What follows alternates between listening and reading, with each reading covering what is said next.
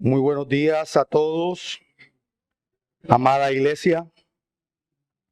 Como siempre, es un gozo, un privilegio poder estar acá un día más del Señor, un día más donde nos reunimos, su pueblo, su grey, redimida por gracia, el privilegio de adorarle, de servirle, el privilegio de poder compartir los unos con los otros, porque créanme que es un privilegio, que a veces menospreciamos, sí, muchas veces, pero es un gran privilegio poder estar aquí en la casa del Señor. Les pido, mis hermanos, que me acompañen en oración. Padre eterno, te damos muchísimas gracias, Señor. Tú eres bueno en gran manera, a ti sea la gloria, la honra, el poder. Gracias por permitirnos de antemano poder estar en pie en este lugar, pudiéndote venir a adorar, a cantar himnos, Señor. También, Señor, que nos sigas disponiendo y que nos sigas ayudando a tener un corazón dispuesto a la escucha, que tú mortifiques y nos ayudes a mortificar en nosotros, Señor, cualquier cosa que se levante contra ti, contra tu palabra, que ante todo seas tú veraz, nosotros mentirosos. Ayúdanos, Padre, para que tu palabra cumpla en nosotros lo que tú deseas que cumpla, para que podamos seguir viviendo vidas que te glorifiquen, para exaltar tu precioso nombre, Señor, porque somos tuyos y para ti vivimos. Por favor, permítenos poder ser exhortados, alentados, y también, Señor, llenarnos de consuelo, de alegría, de gozo, de fuerzas para seguir adelante, Señor. Que tu Santo Espíritu logre en nosotros todas esas cosas maravillosas que tú deseas para los que te aman, Señor. Te lo rogamos en el nombre de nuestro Señor Jesucristo. Amén y amén.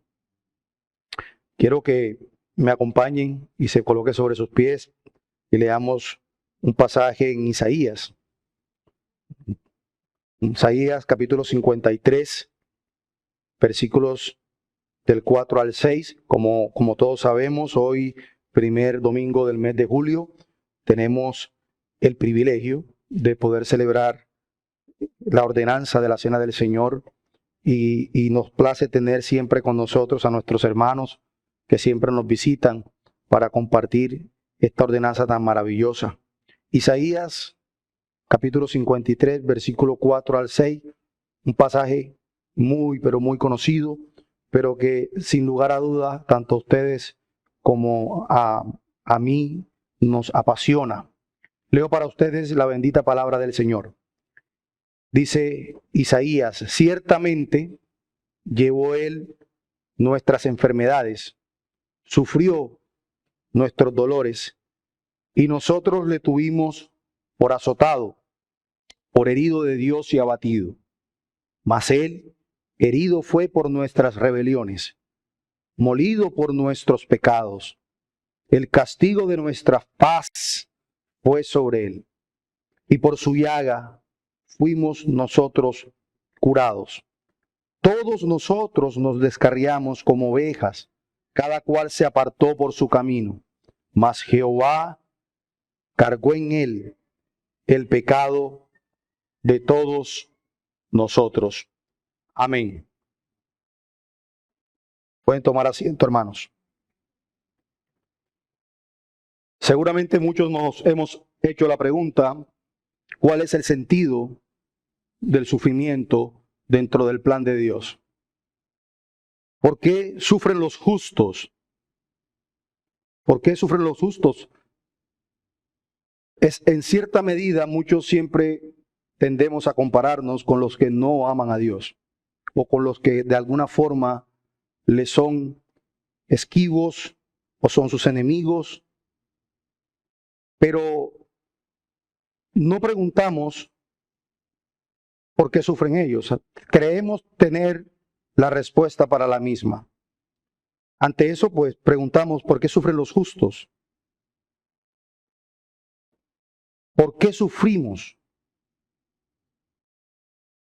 El profeta Isaías prueba el sentido del sufrimiento mucho más allá del trabajo. El verdadero sentido del sufrimiento se encuentra en este pasaje que leímos retratando la expiación vicaria de nuestro Señor Jesucristo, esa expiación sustitutiva que se traduce, por supuesto, en la plena redención del pecador culpable. Este es el corazón de lo que conocemos como el cantar del siervo. Ese es el mensaje central. Y aquí vemos y aprendemos por qué nuestro Señor Jesucristo sufrió. Y aquí entendemos que no fue por Él mismo, sino que por nosotros sufrió. Y me llama mucho la atención cuando leemos el pasaje, lo reiterativo y lo enfático que es Isaías. ¿Y cuántas veces en ese pasaje menciona la palabra nuestro? Lea conmigo rápido, mire. Ciertamente llevó Él nuestras enfermedades y sufrió ¿qué? Nuestros dolores. ¿Y qué más? Y nosotros le tuvimos por azotado, por herido y por Dios abatido. Y noten el 5. Mas el herido fue ¿por qué? Por nuestras rebeliones. Molido ¿por qué? Por nuestros pecados. El castigo ¿de qué? De nuestra paz fue sobre él. Y por su llaga fuimos ¿qué? Nosotros curados. Y al finalizar el versículo 6 dice, mas Jehová cargó en él el pecado de todos nosotros. Noten cuántas veces el énfasis en ese nosotros, nosotros. No existe otro pasaje más revelador en la doctrina de la sustitución, en la doctrina de la expiación vicaria y del sufrimiento de Cristo que este, sin lugar a duda. Aquí está el corazón vital, palpante del cristianismo. Aquí está el centro mismo del evangelio. En Adán, recuerden, todos habían pecado y estaban destituidos de la gloria de Dios. Y la Escritura es clara en señalar que la pena del pecado no es otra, sino la muerte, y la justicia de Dios requería que esa pena fuese saldada. De lo contrario, pues ninguno de nosotros se habría podido salvar. Todos nosotros somos culpables y por supuesto requeriríamos el castigo por esa culpabilidad. Pero no había nadie que pudiera pagarlo. ¿Cuál fue la solución? Dios mismo tuvo que entrar a encarnarse, haciéndose como uno de nosotros, y en la persona de su Hijo, en la segunda persona de la Trinidad, ejecutó eso que ninguno de nosotros pudo hacer. Es por esto y más que debemos darle toda la gloria y honra a Dios por su gracia inefable. Y en este pasaje de Isaías se nos explica, hermanos, entre otras cosas, el verdadero costo y el sufrimiento del pecado. Es como si el profeta Isaías se encontrara debajo de la cruz, en ese momento, viendo el espectáculo de cómo crucifican a nuestro Señor. Es como si él estuviera en ese momento teniendo una visión muy de cerca y ver al Salvador crucificado, ensangrentado, clavado en esa cruz. Él se concentra en quien es el sustituto divino, que sufre en nuestro lugar. Y hermanos, y el propósito, quiera Dios en esta mañana, es que podamos nosotros acá, podernos llegar a sentir quizás como se sintió Isaías, sentirse al pie de esa cruz y podamos vislumbrar, imaginar por un segundo que estamos frente al sacrificio de nuestro Señor, allí espectadores de ese momento, al igual que Isaías, donde veremos al Señor Jesucristo tomando nuestro lugar, haciendo expiación por nuestros pecados. Mi sermón lleva como título El siervo sufriente y lo desarrollaremos bajo 3 epígrafes. En primer lugar, versículo 4, la realidad del sufrimiento del siervo. En segundo lugar, la razón y el motivo del sufrimiento del siervo. Y por último, el resultado y el logro de los sufrimientos del siervo. Esos serán mis 3 encabezados. Así que veamos en primer lugar, versículo 4, la realidad de los sufrimientos del siervo. Dice Isaías, ciertamente, para que no nos quede duda, dice Isaías, eso es lo que significa ciertamente, que no quede duda alguna, ciertamente llevó él nuestras enfermedades y sufrió nuestros dolores, y nosotros le tuvimos por azotado, por herido de Dios y abatido. Y la palabra que el profeta Isaías utiliza para la palabra enfermedad es muy interesante porque si bien es cierto puede significar muchas enfermedades físicas, ¿cierto? Isaías también está hablando de la enfermedad del pecado. Y no me malentiendan, no hablamos de que el hombre sin Cristo es un hombre enfermo. No eso. Sabemos que el hombre sin Cristo es un hombre muerto en delitos y pecados. No entraremos en ese debate hoy. Pero sí se refiere a la enfermedad del pecado. Pero también hace referencia a la eliminación de las consecuencias de la enfermedad del pecado. Él vino a este mundo caído, a este mundo bajo condenación, para llevar en sí mismo la carga y la culpa de nuestros pecados, de la misma forma que aquel chivo expiatorio, ¿recuerdan? Azazel del Antiguo Testamento lo llevaba al desierto. Quiero que vayan conmigo a Levítico capítulo 16, versículo 21, y vamos a retratar ese pasaje. Levítico capítulo 16, versículo 21.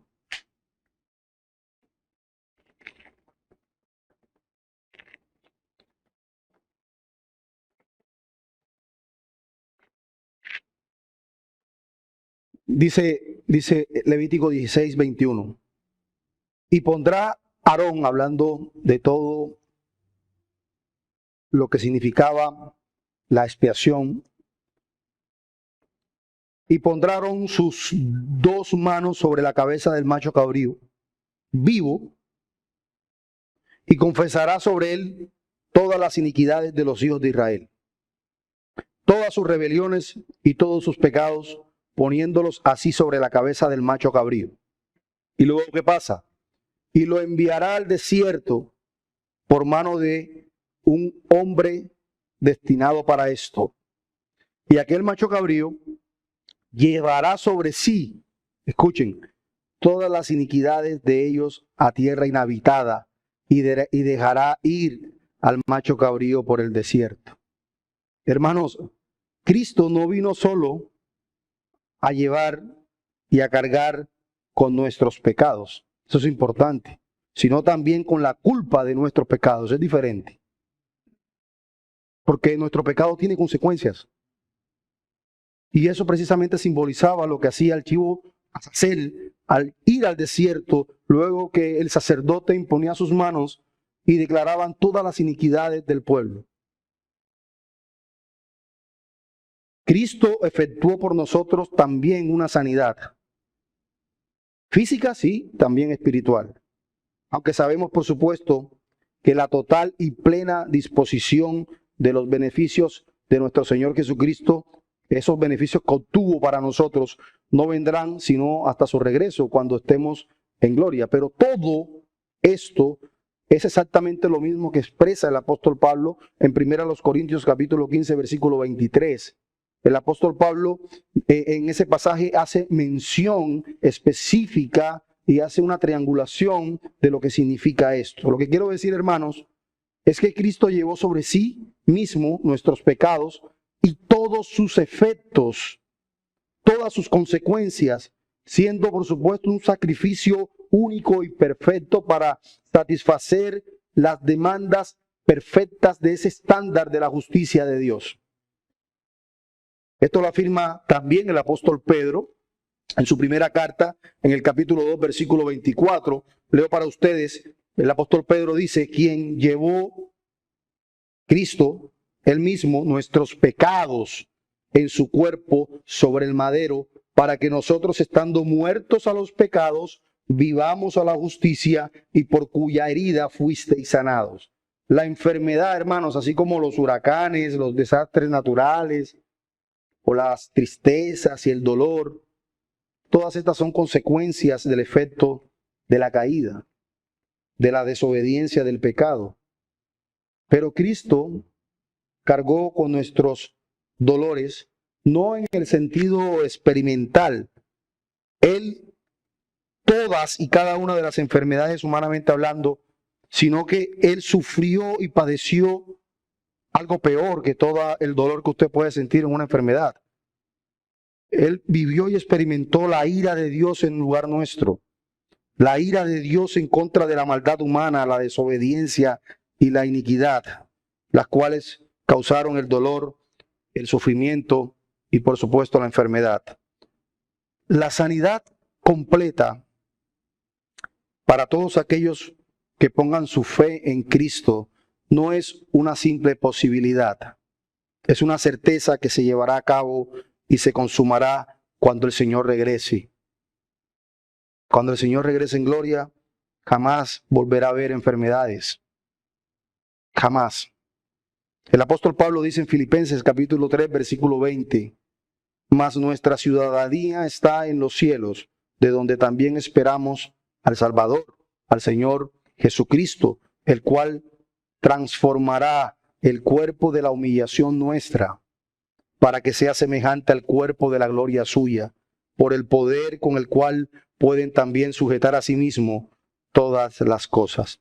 Entonces, ¿puede un creyente recibir la sanidad completa ahora, antes del tiempo final? Sí es posible, si Dios quiere, así será.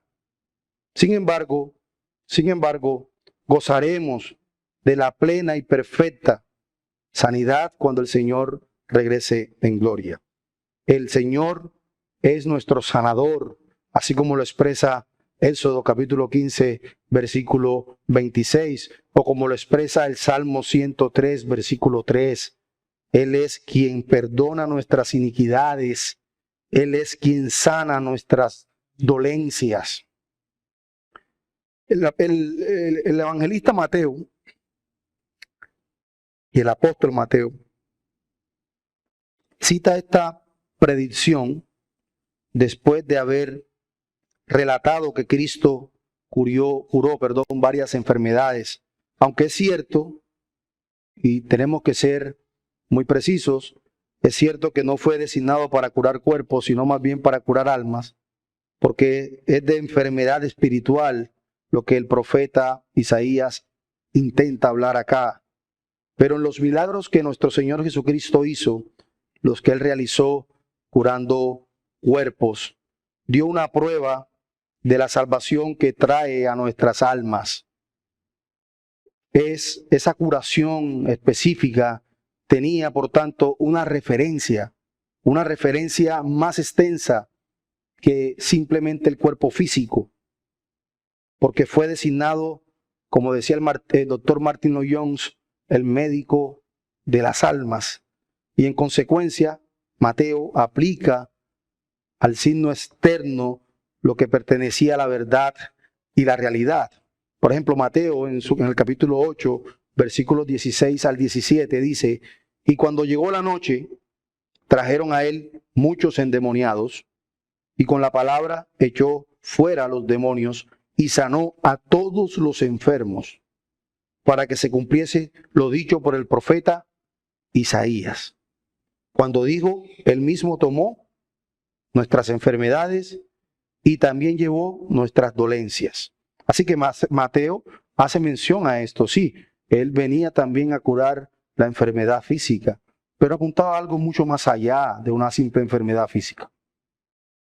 Otros pasajes como Lucas 10, Hechos 8, nos muestra cómo soberanamente Dios, de la misma manera que hoy puede hacerlo, sanó a varios enfermos, siempre en vista de una sanidad más profunda, una sanidad espiritual y completa. Ahora bien, yo pregunto, hermanos, ¿hay alguna enfermedad que nuestro Señor no pueda sanar o curar? Por supuesto que no. El Señor es todopoderoso y puede sanar cualquier tipo de enfermedad. Pero el mismo apóstol Pablo, incluso, que cuando entró a Malta sanó a muchos, o sanó, levantó un cojo de nacimiento en Listra, por ejemplo. No solo él sanó a otros, sino que cuando él estuvo enfermo, él mismo no fue sanado. Cuando hablaba de aquel famoso aguijón en la carne, sino que él recibió una respuesta bastante hermosa: bástate mi gracia. Epafrodito, por ejemplo, lo vemos en la carta a los Filipenses, que estuvo a punto de morir. Y muchos siervos del Señor padecieron enfermedades muy fuertes, graves. Vemos, por ejemplo, a Timoteo, que tenía serios problemas estomacales y no lo podían sanar, sino que la recomendación era que tomara un poco más de vino y no de agua, por el tratamiento del agua en ese momento, que no era quizás la más limpia. Entonces, hermanos, a veces sí es posible que Dios no quiera sanar a muchos de sus hijos y a sus siervos. A veces no comprendemos muchas situaciones, pero siempre hay que orar para que Dios sea glorificado, tanto en la sanidad como en la enfermedad. Si Él decide no sanar, también hay que darle gloria, así como se la damos cuando decide hacerlo. Y soportar con gozo y la paz que sobrepasa todo entendimiento cuando estas cosas duras llegan a nuestra vida, cuando la enfermedad llega a nuestra vida. Porque no es lo mismo decirlo que vivirlo. No es lo mismo. Por más que queremos ejercitarnos en ponernos en el lugar del hermano que lo está viviendo.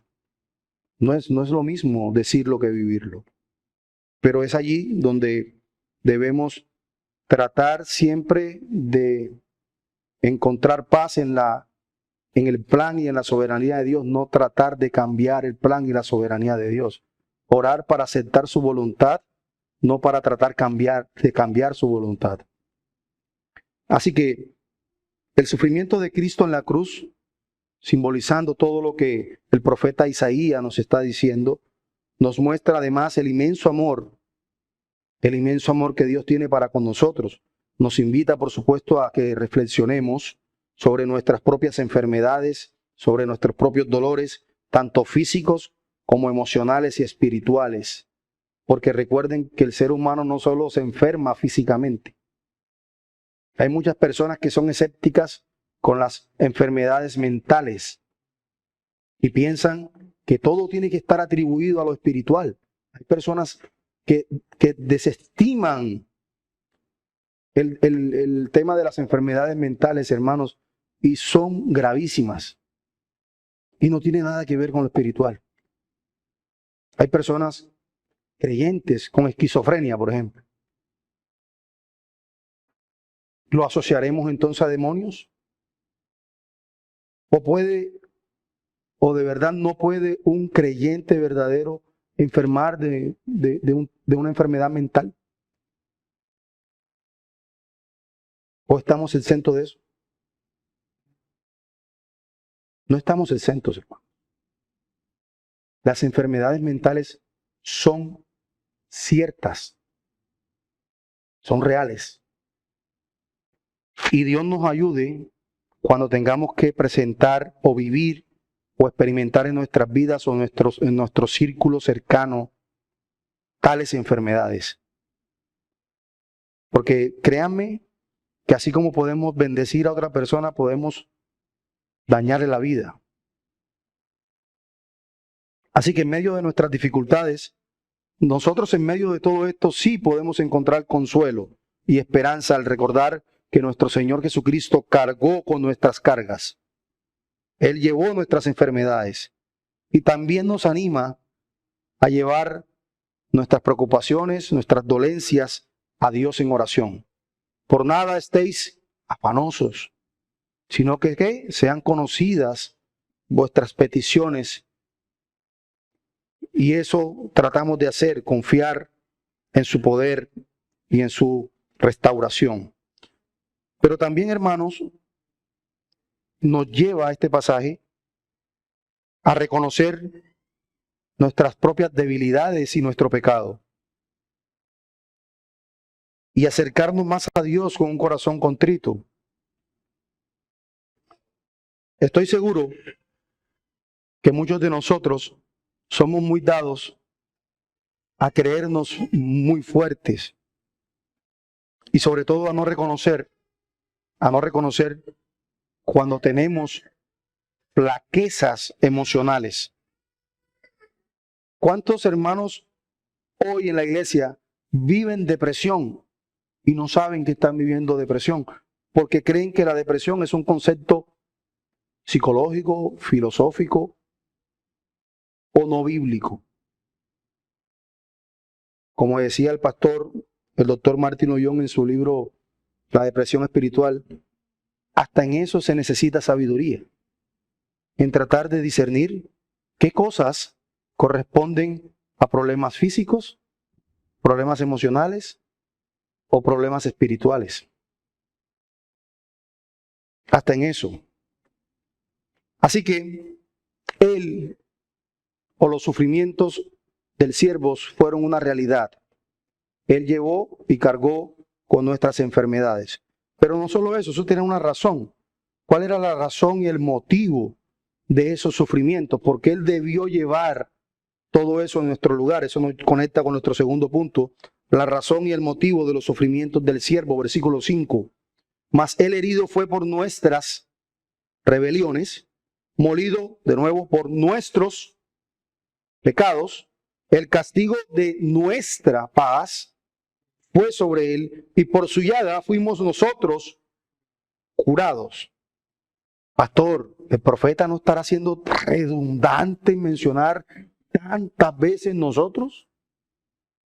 Sí, y con una causa específica. Para que entendamos la gravedad y la seriedad del pecado.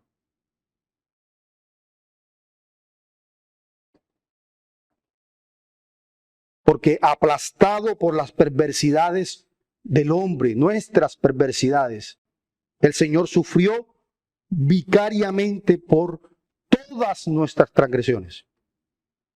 Y por supuesto nos dice una sola cosa: el pecado es algo muy serio. Muy serio. Fue el pecado quien llevó a Cristo allá a sufrir. En definitiva, a todo lo anterior, Él sufrió en lugar suyo y en lugar mío.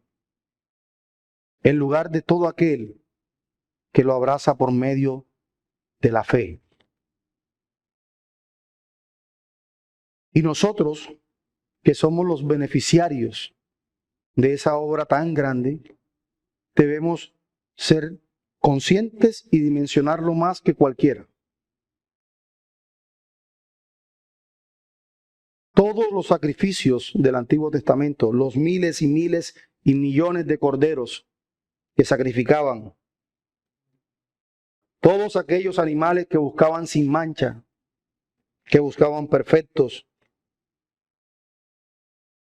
y que simbolizaban a través de todo el ritual que hacía el sacerdote buscando un perdón en el día de la expiación, en el día del Yom Kippur. Todos esos sacrificios solo apuntaban al sacrificio mayor. Y no era más que una señal, un símbolo de todos y cada uno de los profetas, incluido Isaías, que aquí 700 años antes que ocurriera, estaba anunciando. El pecado de un hombre jamás puede ser atribuido a un animal. Jamás. Aquí entra en juego un factor importante que se llama imputación. Y sé que muchos ya lo conocen. Imputación, sustitución penal. Es decir, como ya lo hemos mencionado, por ejemplo, con el pecado de Adán, por ser cabeza federal, ¿cierto?, de la humanidad, esa culpabilidad se imputa, se traslada a toda su posteridad. Asimismo, ese pecado, esa pandemia total que ha afectado a toda la humanidad, se traslada de manera imputada. Por lo tanto, nacemos pecadores, no que nos hacemos pecadores. El niño no peca porque pecando se convierte en pecador, sino que el niño peca porque es pecador. Todos nosotros pecamos porque somos pecadores. No que al pecar nos convertimos en pecadores. Así que la imputación es el factor determinante aquí. Así como Adán imputó la maldad y la culpa en Cristo nuestro Señor, luego de su sacrificio perfecto en la cruz, el cual él jamás vio corrupción, era santo y sigue siendo santo por la eternidad. Su justicia perfecta ahora nos es imputada. ¿Para qué? ¿Para qué?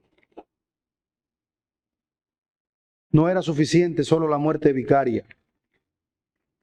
La muerte solo saldaba la deuda,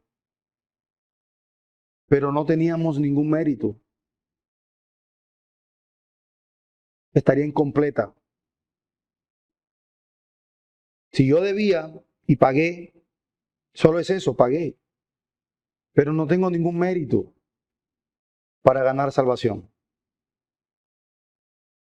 Por eso Cristo imputa su justicia perfecta para que nosotros podamos tener ese mérito, no nuestro, suyo. Es su mérito, es gracias a lo que Él logró. Al que no conoció pecado, por nosotros Él lo hizo pecado, por imputación, para que nosotros fuésemos hechos justicia de Dios en Él por imputación. En la cruz, Dios el Padre trató a su amado Hijo como si hubiera vivido toda tu vida de pecado.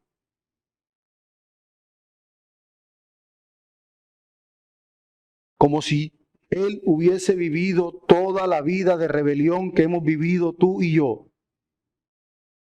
Así lo trató en esa cruz. ¿Para qué? Para que después nos trate como si nosotros hubiéramos vivido la vida perfecta, recta y obediente que vivió Cristo. Ningún sacrificio habría sido suficiente para el pecado del mundo entero, hermanos.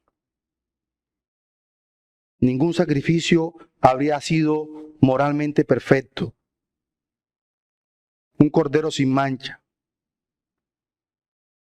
Para Dios llevar a cabo su justo juicio sobre nuestro pecado y también perdonarnos, se hizo un perfecto sacrificio humano.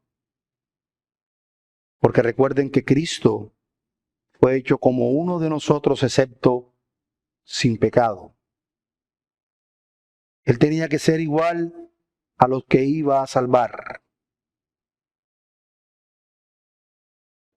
Así que Él llevó la deuda nuestra como si fuera suya, tomando nuestro lugar para que nosotros tomásemos ahora el suyo. Él fue molido a muerte a causa nuestra. Que no se nos olvide. Que no se nos olvide. Dice Pablo en Romanos 5, versículo 1, justificados pues por la fe, tenemos paz para con Dios por medio de nuestro Señor Jesucristo. Y más adelante en el capítulo 5, versículo 10, Pablo dice, porque si siendo enemigos fuimos reconciliados con Dios por la muerte de su Hijo, mucho más, estando reconciliados, seremos salvos por su vida. El castigo que hace y propicia la paz se colocó sobre Jesús. Colosenses capítulo 1, versículo 20. Y por medio de Jesús, por medio de Él, reconciliar consigo todas las cosas, así las que están en la tierra como las que están en los cielos, haciendo la paz mediante la sangre de la cruz. Y por supuesto, paz. Paz no significa ausencia de conflictos, como muchos a veces lo malinterpretan. Pero paz literalmente significa que la guerra ha terminado. La paz entre Dios y el hombre ha sido restaurada. Porque éramos sus enemigos. Éramos sus enemigos. Hermano, ¿sabía usted que era enemigo de Dios? ¿Sabía de verdad que era su enemigo? Y decimos muchas veces, sí lo sabíamos, pero ¿qué va? No lo dimensionábamos. No lo dimensionábamos. Cuando usted está en enemistad con una persona supremamente peligrosa, ¿qué es lo que usted hace? ¿Vive confiado por ahí? ¿Cierto que no? Vive siempre cuidándose las espaldas, ¿cierto? Yo le pregunto, ¿usted vivía así cuando era enemigo de Dios? No, ninguno. Lo cual quiere decir que no eran conscientes de la gravedad de ser enemigos de Dios. Le tememos a los hombres, estamos enemistados con alguien y nos cuidamos las espaldas. Andamos con mucho cuidado, pero no andábamos con cuidado cuando éramos enemigos de Dios. Al que sí hay que tenerle miedo, a Dios, que es un Dios de ira, fuego consumidor. Pero bendito sea el Señor, el sacrificio de Jesús ha satisfecho las demandas altas de su justicia y de su santidad. Y nos ha reconciliado con Dios. Ya no somos sus enemigos. Ya no somos sus enemigos. Y este versículo 5 nos confronta con la realidad nuevamente de nuestros pecados y la necesidad de expiación. Nos muestra que nuestros pecados fueron los que llevaron a nuestro Salvador a la cruz, pero también nos ofrece esperanza, nos ofrece perdón, nos ofrece restauración. Nos lleva a examinar nuestras vidas en busca de áreas en las que necesitemos estar constantemente arrepintiéndonos. Hermanos, somos tan malos que a veces al entender la doctrina pensamos que no debemos arrepentirnos más. Así nos pasa. Y no diga, pastor, yo no pienso eso. Sí lo piensa. No necesita decirlo. Solo con nuestra vida lo hacemos.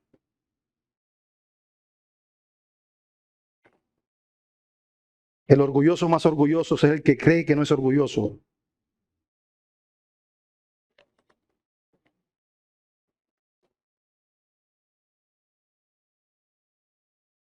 Así que es tiempo siempre de reflexionar sobre nuestros pecados y es tiempo siempre de arrepentirnos de nuestros pecados diariamente. Diariamente, porque diariamente pecamos. Diariamente. Así que esas fueron las causas o las razones por los sufrimientos del siervo. Ahora bien, ¿qué resultado hay de todo esto? ¿Qué logró Cristo con todo esto? Eso nos lleva a considerar nuestro tercer punto, el resultado y el logro de sus sufrimientos. Versículo 6.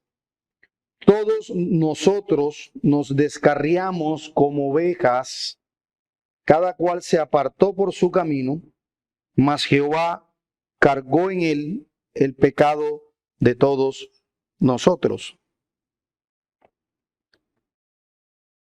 Todos nosotros nos descarriamos. Todos habíamos seguido nuestra propia senda de pecado, pero el Señor tomó nuestra iniquidad y la puso sobre Cristo. Esa es la asombrosa realidad de lo que Jesucristo, el Hijo de Dios, hizo como sustituto de los pecadores, de nosotros los pecadores. Hermanos, el Inmaculado se ofreció a sí mismo por los pecadores. Y nuevamente insisto y llamo su atención. Hermanos, el Inmaculado, el perfecto, el santo, el sin mancha, intachable, puro, por pecadores sucios, transgresores, desobedientes, soberbios, borrachos, fornicarios, adúlteros, ladrones, desobedientes a los padres, egoístas, envidiosos, aborrecedores del bien. Miren ese contraste.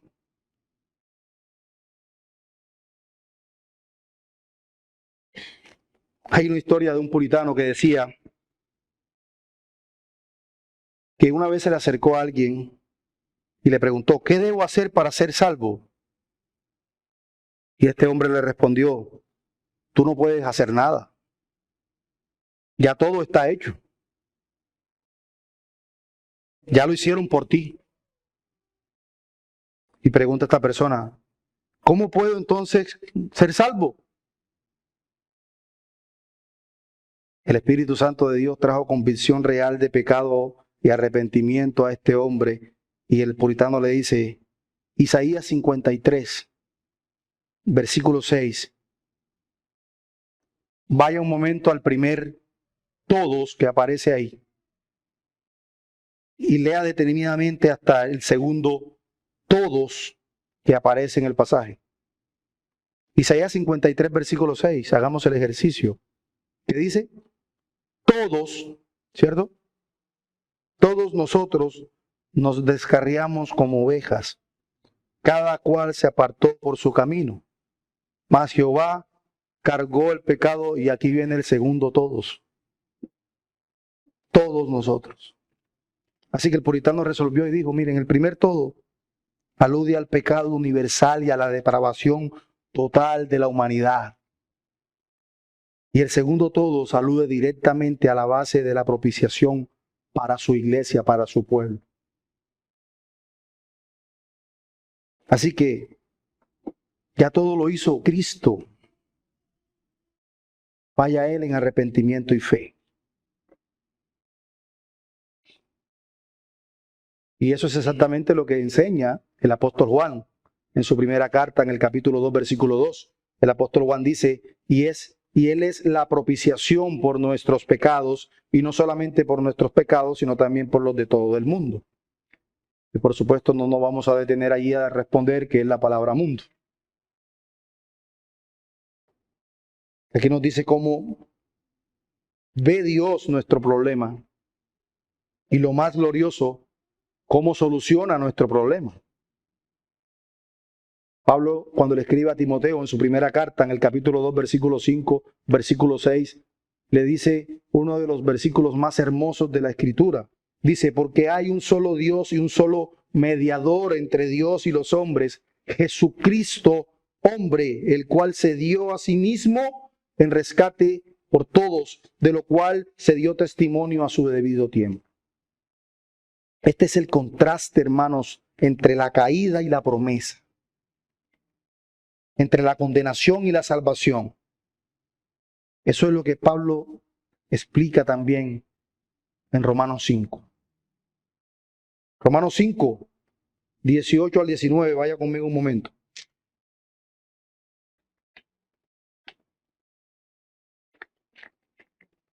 Romanos 5, 18 al 19. Así que, como por la transgresión de uno vino la condenación a todos los hombres, ¿qué es eso? Caída, depravación. Luego dice, de la misma manera, por la justicia de uno, Cristo, vino a todos los hombres la justificación de vida. Y esa era la promesa, que tuvo su perfecta ejecución en la persona de nuestro Señor Jesucristo. Dice Pablo, porque así como por la desobediencia de un hombre, los muchos fueron constituidos pecadores. ¿Qué es eso? Condenación. Condenación. Así también, por la obediencia de uno, los muchos serán constituidos justos. ¿Qué es eso? Salvación. Y en este pasaje de Isaías 53:6 completa la horrenda y humillante confesión del remanente de Israel, que mirarán al que traspasaron y llorarán como se llora por un hijo unigénito. Para ilustrar esa gran verdad, Isaías, ¿qué hace? Usa la imagen de la oveja, una oveja indefensa, propensa a extraviarse, a meterse en peligros, normalmente sin esperanza, están condenadas a vagar y a morir, salvo que sean halladas por el pastor. Y Jesús es el buen pastor, que descendió de los cielos a la tierra y vino a buscar y a salvar lo que se había perdido. ¿Quién, pastor? Usted y yo. Usted y yo nos descarriamos. Nos fuimos por la senda que nos pareció la mejor. Nos descarriamos como oveja que no tenía pastor. Pero por la bendita gracia de Dios, Cristo vino a salvar lo que se había perdido. Y no es casualidad que Isaías use de ilustración la oveja. ¿Por qué, hermanos? Porque la oveja no saben cuidarse solas. Y requieren más, incluso más que otra especie de ganado. Necesitan más atención, más cuidado. Por eso el Salmo 119, por ejemplo, en el versículo 176 dice, yo anduve errante como oveja extraviada. Busca a tu siervo porque no me he olvidado de tus mandamientos. Así que en medio de ese clima de oscuridad, de desesperanza en el que estábamos, aparecen las buenas noticias del Evangelio. Dios Padre hizo caer de una manera violenta el pecado de nosotros y Él lo juzgó, lo condenó, lo sentenció y lo ejecutó. Así, el pastor ha entregado su vida por las ovejas. Y todo fue pagado. Todo fue saldado. Consumado es, ya pago está. No necesitamos nada más. El sacrificio de Cristo es y seguirá siendo suficiente. Él es un gran Salvador. Nosotros somos grandes pecadores, sí. Pero Él es un gran Salvador. A Él debemos correr en arrepentimiento y fe. Ya para terminar, hoy que vamos a celebrar la Cena del Señor, precisamente es un recuerdo tangible del sacrificio de Jesús en la cruz. Y cuando participamos de esta ordenanza, recordamos su cuerpo flagelado, su sangre derramada por nuestros pecados, Recuerden lo que dije hace un instante. La sangre de aquel varón perfecto, puro, sin mancha, sin tacha, irreprensible, obediente hasta la muerte. La sangre de ese varón perfecto. Recordamos ese momento, un momento sagrado en el que comemos el pan y bebemos el vino, simbolizando su cuerpo y su sangre y renovando nuestro compromiso con Él. Nuestro compromiso con Él. Porque recuerden, el sentarse a su mesa, nunca nos vamos a cansar de repetirlo. Es un enorme privilegio que no todos tienen. Que no todos tienen. El sufrimiento vicario del siervo nos lleva a reconocer el incomparable sacrificio de nuestro Señor en la cruz. Al participar en la cena del Señor, recordamos y valoramos el costo que Cristo pagó por nosotros. Por nosotros. Y si hay alguien aquí sin Cristo, quiero pedirle que no desestime las palabras de Dios hoy a su vida. Que no mire al vaso de barro que la expuso, sino que el mensaje que fue transmitido por medio de él. El Señor dice en Apocalipsis capítulo 3, versículo 20, he aquí yo estoy a la puerta y llamo. Si alguno oye mi voz y abre la puerta, entraré a él y cenaré con él y él conmigo. No rechaces su llamado hoy. Por favor, no lo rechaces. Ves a Él en arrepentimiento y fe. ¿Qué te garantizará que tendrás otra oportunidad mañana? El mensaje es hoy. Y el momento de arrepentirse es hoy. Que el Señor añada bendición a su palabra. Vamos a orar y procedemos con la celebración de la ordenanza de la Cena del Señor. Padre, te damos gracias por tu palabra. Como es costumbre, Padre, te rogamos, por favor, que jamás regrese vacía, que cumpla el propósito maravilloso por el cual la enviaste, que siga haciendo eco en nosotros, en nuestros corazones, que nos sigas ayudando, Señor, porque somos débiles, porque te necesitamos. Oh, Señor, somos incapaces de dar un solo paso sin ti. Por favor, no te apartes jamás de nosotros. Ayúdanos. Ayúdanos a seguir perseverando, Señor. Te necesitamos. Por favor, sigue santificando nuestras vidas, sigue haciéndonos más y más como nuestro bendito Señor y Salvador. Te necesitamos, Padre. Te lo rogamos, te lo imploramos en el nombre de Jesús. Amén y amén.